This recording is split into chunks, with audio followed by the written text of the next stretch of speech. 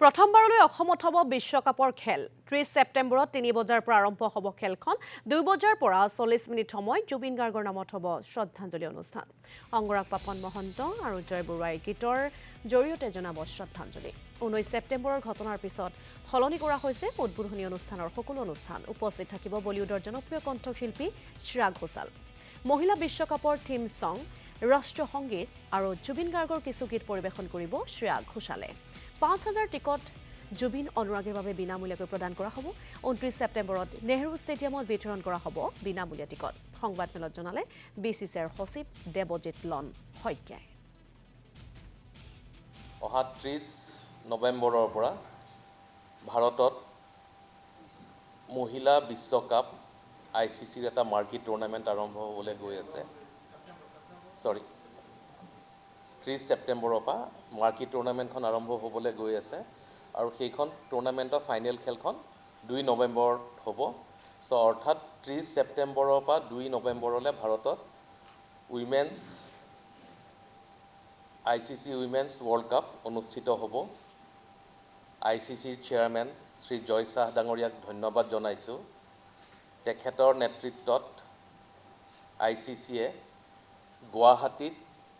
5খন খেল অনুষ্ঠিত কৰিবলৈ লগতে উদ্বোধনী অনুষ্ঠানটো অৰ্থাৎ দ্য অপেনিং চেৰিমনি এই দুইটা অনুষ্ঠিত কৰিবলৈ সন্মতি প্ৰকাশ কৰিলে আৰু ইয়াৰ ফলত গুৱাহাটীত প্ৰথমবাৰৰ বাবে ৱৰ্ল্ড কাপৰ আইচিচি ৱৰ্ল্ড কাপৰ মূল পৰ্যায়ৰ খেল অনুষ্ঠিত হ'ব জুবিন গাৰ্গ ডাঙৰীয়া আমাৰ মাজৰ পৰা নাইকিয়া হৈ গ'ল 19 তাৰিখৰ আগলৈকে এটা বেলেগ পৰিকল্পনা আছিলে আমি উদ্বোধনী অনুষ্ঠানটো কেনেকৈ পাতিম কিন্তু 19 তাৰিখৰ পিছত গোটেই পৰিস্থিতি বেলেগ ধৰণৰ হোৱাৰ কাৰণে আমি যিবিলাক নৰ্মেল কাৰ্যসূচী আছিলে অপেনিং চেৰিমনিত সেই সকলো অনুষ্ঠান আমি বাতিল কৰি পেলাই উদ্বোধনী অনুষ্ঠানটো আমি জুবিন গাৰ্গক ট্ৰিবিউট দিবৰ কাৰণে তেওঁৰ নামত আমি উৎসৰ্গা কৰিছোঁ আৰু তেওঁৰ সোঁৱৰণত আৰু তেওঁক আমি শ্ৰদ্ধাঞ্জলি জ্বলাবলৈ যিকেইটা অনুষ্ঠান কৰিম গোটেইকেইটা জুবিন গাৰ্গৰ লগত জড়িত হৈ থকা অনুষ্ঠান হ'ব খেল আৰম্ভ হ'ব 3টা বজাত ভাৰত আৰু শ্ৰীলংকাৰ খেলখন 2টা বজাৰ পৰা 40 মিনিটৰ এটা অনুষ্ঠান হ'ব জুবিন গাৰ্গৰ নামত এ ট্ৰিবিউট টু জুবিন গাৰ্গ তেওঁক সংগীতৰ মাজেৰে আমি জনাম শ্ৰদ্ধাঞ্জলি জনাম আৰু এই শ্ৰদ্ধাঞ্জলি অনুষ্ঠানটোত খেল আৰম্ভ হোৱাৰ সময়ত আমাক সহযোগ কৰিব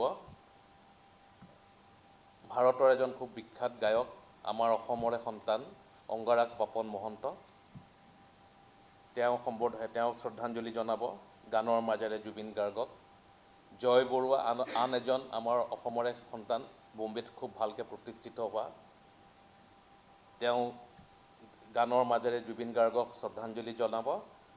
তাৰ লগতে আমাৰ নৰ্থ ইষ্টৰ এটা খুব ভাল ডাঙৰ বেণ্ড আছে যিটো বেণ্ডে যেতিয়া USA প্ৰেছিডেণ্ট তেওঁলোকৰ আগতো তেওঁলোকৰ অনুষ্ঠান প্ৰদৰ্শন কৰে আৰু তাৰ লগত যিখিনি অনুষ্ঠান হ'ব সেই অনুষ্ঠানৰ ধৰি লওক নেশ্যনেল এন্থেমখিনি থাকিব বিফ'ৰ দ্য মেটচ শ্ৰীলংকাৰ নেশ্যনেল এন্থেম থাকিব আৰু ভাৰতৰ নেশ্যনেল এন্থেম থাকিব য'ত শ্ৰেয়া ঘোষালে ভাৰতীয় নেশ্যনেল এন্থেমটো প্ৰদৰ্শন কৰিব অনুষ্ঠানটোত আহি পেলাই ইয়াতে পাৰ্টিচিপেট কৰিব খোজে এইটো উপভোগ কৰা বুলি মই নকওঁ উপভোগ কৰিব নহয় এটা দুখৰ দিনতো যিহেতু এই ইণ্টাৰনেশ্যনেল টুৰ্ণামেণ্টখন বহুত দিন আগত ফিক্স কৰা আছিলে আমি ডেট চেঞ্জ কৰাৰ পৰিৱেশো নাই ভেনু চেঞ্জ কৰাৰো পৰিৱেশ নাই খেলখন যিহেতু পাতিব লাগিব সুধা আমি এটা অনাড়ম্বৰভাৱে আমি এই অনুষ্ঠানটো পাতিম আমি আমি শ্ৰদ্ধাঞ্জলিও জনাম খেলখনো আমি চাম কিন্তু লগতে আমি আমাৰ যিজন